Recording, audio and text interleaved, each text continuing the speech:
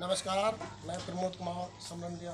जैसे आज हम गंगेश्री विधानसभा क्षेत्र में ग्राम पंचायत टिगरा नादिर साहब में आज हम यहाँ पर आए हुए हैं और आज हम जो यूपी के अंदर ग्राम पंचायत प्रधान के चुनाव इस समय बहुत जोरों पर है, इसके विषय में इस विषय को लेकर आज हम टिगरा नादिर साहब में आए हुए हैं और हमारे आज हम बात करेंगे जो युवा इस समय बहुत ही युवा भाई हैं मुकेश कुमार जी। आज हम उनसे बात करेंगे इस विषय पर। नमस्कार। नमस्कार जी। इस समय यूपी के अंदर ग्राम पंचायत का चुनाव बहुत जोर शोरों पर है और हमने गांव में आकर इस विषय पर ग्रामीणों से भी चर्चा करी और यहाँ पर उन्होंने बताया कि हमारे यहाँ पर चुनाव में इस समय बहुत आपस में चर्चा चल रही है और जो सामाजिक काम होते हैं उनके विषय में भी हमने जानकारी करी। तो मैं इस विषय में आपसे बात करना चाहूँगा कि आप इस समय जो है ग्राम पंचायत के चुनाव के आप उम्मीदवार भी हैं। हाँ, मैं ग्राम पंचायत के इस समय उम्मीदवार हूँ और उम्मीदवार क्या, मेरा तो प्लान प्रधानी लड़ने का नहीं था, लेकिन समाज ने जब मुझे लाइक किया, पसंद किया, मैं सामाजिक कार्य में तत्पर हूँ पहले से ही। लगभग अब से 5-6 महीने से मैं हर प्रोग्राम, शादी, किसी लड़की की, गरीब की, मेरे पास कोई मेरे गांव का मदद के लिए आया, उसके लिए मैं सदैव रहा, तैयार रहा। तो इसलिए मैं ग्राम पंचायत के प्रधान, मुझे पब्लिक की तौर से साथ मिलने पर मैं इसलिए ग्राम प्रधान चुनाव लड़ने के लिए तैयार हो रहा हूँ। अच्छा, आप तक ये ग्राम पंचायत के अब तक जो प्रधानों ने काम करे और पब्लिक ने भी देखे हैं, सर आपने भी देखे हैं, तो आप अपने दिमाग से आपने कुछ ऐसा घूम के देखा, आपने ऐसा क्या वो देखा जो आप एक तरीके से कुछ नया कुछ करेंगे जो जिससे जो आज आप पब्लिक के बीच में जाकर उन मुद्दों पर किसी बात को लेकर आप गए हैं, तो उस विषय में आपके मन में ऐसी एक लालसा, ऐसी वो चीज़ है जो आप पब्लिक की नज़रों में आप इस तरीके से एक कार्य कुछ ऐसा काम करेंगे जिससे पब्लिक आपको पसंद करे।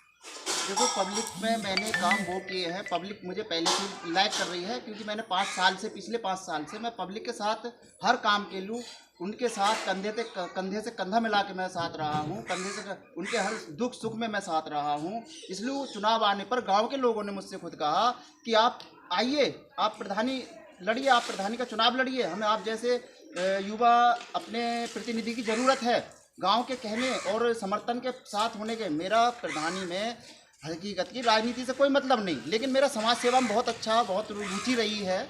अच्छा, तो आप गांव में ज़्यादातर कुछ कम पढ़े लिखे लोग विश्वास करके प्रधान बना देते हैं, लेकिन आप तो सर पढ़े लिखे भी होंगे सर। हाँ, मैं इस समय मैंने जो है अर्थशास्त्र से MA MGM रोहिलखंड संबल से किया है।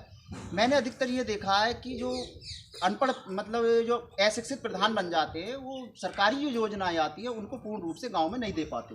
मेरा मेन टारगेट रहेगा पहले जो सरकारी सेवाएं हैं उनको पब्लिक तक पहुंचाना, और पब्लिक तक उन तक जो जिस लायक हैं। मान लो वो नरेगा चलती है, लोग यहाँ चले जाते हैं, कोई शिक्षित प्रधान होगा तो नरेगा जो है हर किसी को रोज़गार दे सकता है। जो बाहर लोग जा रहे हैं वो बाहर जाने से बुझाएंगे। मेरा पहला टारगेट ये रहेगा। दूसरा टारगेट ये रहेगा कि जो भी सरकार द्वारा गरीब के लिए योजना आती है वो वास्तव में गरीब को मिले। हाँ, उस गरीब को मैं उस योजना के लिए उसे दिलवाना चाहता हूँ।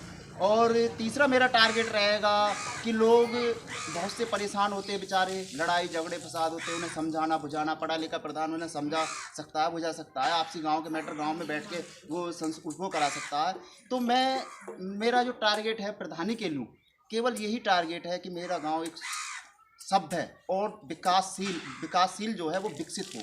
लेकिन गाँव के मैं एक चौथा मेरा टारगेट रहेगा, जो बच्चे मेरे गांव में पढ़ने नहीं जाते उनकी तरफ ध्यान देना कि अभी वो पढ़ें। अगर पढ़ने वाले बच्चे को किसी की तरह की समस्या, मैं उसकी समस्या सॉल्व करूंगा, पैसे की, फीस की, जैसे भी होगी। जब मैं गांव का, हालांकि मुझे पब्लिक अगर चुन लेती है, मौका देती है, तो मैं पब्लिक को इस तरह लाइक कर दूंगा कि पब्लिक ये कहे कि हाँ हमने अपना मत सही जगह दिया है। ये बिल्कुल सही बात कही है मुकेश जी सर ने, क्योंकि पढ़ा लिखा प्रधान होता है तो वास्तव में जो सरकार की योजना होती हैं उस योजनाओं को अपने ब्लॉक से लाकर अपने गांव में ज़्यादा से ज़्यादा विकास कराना, तो ये पढ़ा लिखा भी होना आपने बताया, ये भी बहुत अच्छी बात है।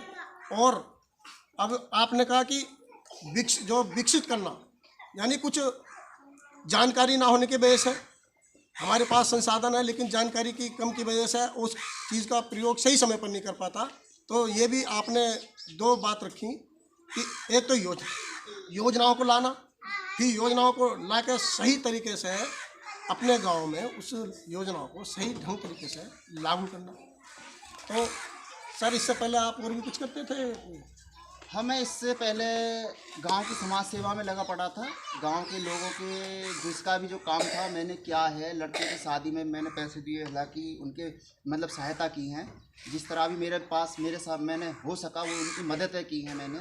जो कई एक्सीडेंट हो गया उसमें किसी की सहायता करना, लड़कियों की शादी में सहायता करना, और अगर किसी के पास कोई समस्या उसमें भीड़ छीड़ में सहायता करना, इस चीज़ को लोगों ने मेरी को देखा है। और मैं समाज सेवा में तो खैर 10-15 साल से सक्रिय हूँ, समाज सेवा में 10-15 साल से कर रहा हूँ। तो कुछ लोगों के कहने, कुछ लोगों ने मुझसे कहा कि आप आइए, समाज सेवा के तौर पर ये प्रथम कड़ी है आपके लिए। तो अगर पब्लिक मुझे मौका देती है तो मैं सोचता हूँ कि जो मेरी मन की भावनाएं हैं पब्लिक की सेवा की, मैं इस माध्यम से पब्लिक की सेवा करना चाहता हूँ। और पब्लिक की सेवा इस माध्यम से करने का और कोई अच्छा रास्ता नहीं, क्योंकि ये मेरी ग्राम पंचायत ग्राम समाज है। और इसके बाद मैं पहले अपने ग्रामवासी समझ क्षेत्रवासियों को होली की शुभकामनाएं भी और महाशिवरात्रि की शुभकामनाएं भी देना चाहता हूँ। और जो भी मेरे बस में है, जो भी मुझसे हो सकता है, मैं पब्लिक के लिए करूँगा और करता रहूँगा और करता ही जाऊँगा। अच्छा, कभी कभी ऐसा भी एक समय आ जाता है कि सरकारी योजनाओं में जो कम पैसा मिलता है या कम योजना आती हैं, कुछ कभी कभी शारीरिक परिश्रम भी करना पड़ता है, कभी अपनी तरफ से भी सहयोग करना पड़ता है। तो ऐसे इस विषय पर आप क्या कहना चाहेंगे?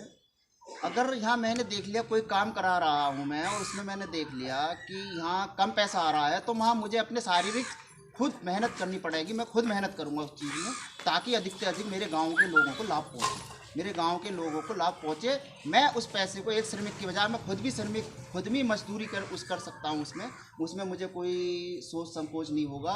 मैं हालांकि इतना बड़ा वो भी नहीं हूँ राजनीतिक, जो गाँव के किसी भी काम में जो सामाजिक योजना कम आई है, पैसा कम आया है, उसमें मैं भागीदारी ना कर सकूं। और जो कम आएगा मैं अपने पास से जो बनेगा मैं उसे अपने पास से भी करूँगा।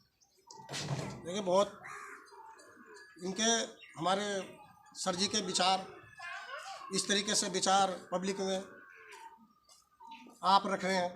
पब्लिक आपको विचारों से, एक तो होता है विचारों से कह दिया और एक होता है दिल से कि मुझे ये काम करना ही है। तो सर इसको आप विचार के तौर पे कह रहे हैं, अपने दिल के उससे कह रहे हैं? सर मैं ऐसे विचार के रूप में नहीं, मैं अपनी दिल, अपनी अंतरात्मा, अपनी भावनाओं से कह रहा हूँ कि पब्लिक मुझे मौका देती है तो मैं अपने अंतरात्मा दिल की गहराइयों से कहता हूँ कि मैं पब्लिक की पूर्ण रूप से मदद करूँगा, उसके लिए सदैव तत्पर रहूँगा, चाहे कोई भी समय हो, रात दोपहर शाम सुबह। अगर मुझे पब्लिक चुनती है, जिसके लिए मुझे चुना गया है, वो मेरे पास किसी भी समय आएंगे, मैं उन्हें नाराज़ करके नहीं भेजूँगा। मैं हर समय अपनी पब्लिक, अपने गाँव के व्यक्तियों के कंधे से कंधा मिलाकर काम करूँगा।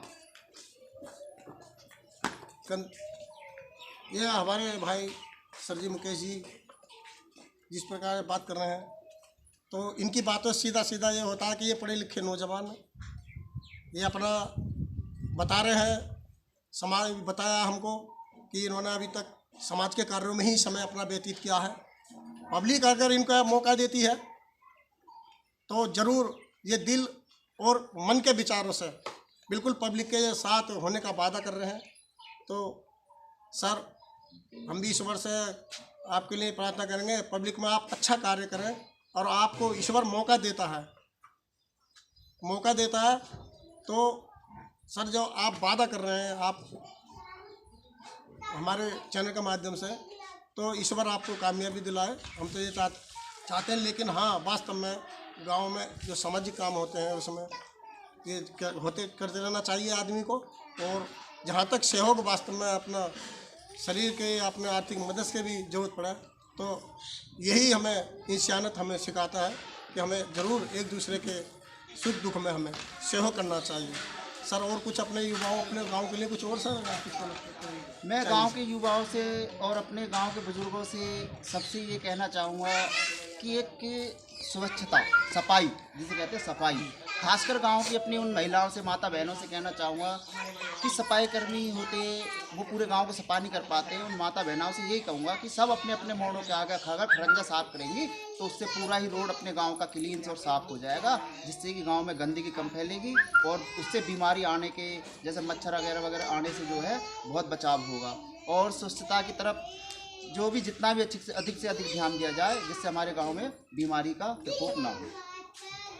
हमसे बात करने के लिए मुकेश सर जी बहुत धन्यवाद। आपके विचार बहुत अच्छे विचार आपके हैं और सही बात है कि हमारे गवर्नमेंट हमारे पीएम मोदी जी भी हैं, वो भी वो स्वच्छता पर उन्होंने विशेष ध्यान दिया है और उनका भी यही कहना है कि सबसे ज़्यादा जो ध्यान है स्वच्छता पर स्वच्छ होना बहुत ज़रूरी है। तो आपसे बात करके सर जी बहुत बहुत धन्यवाद। आप जी धन्यवाद, शुक्रिया।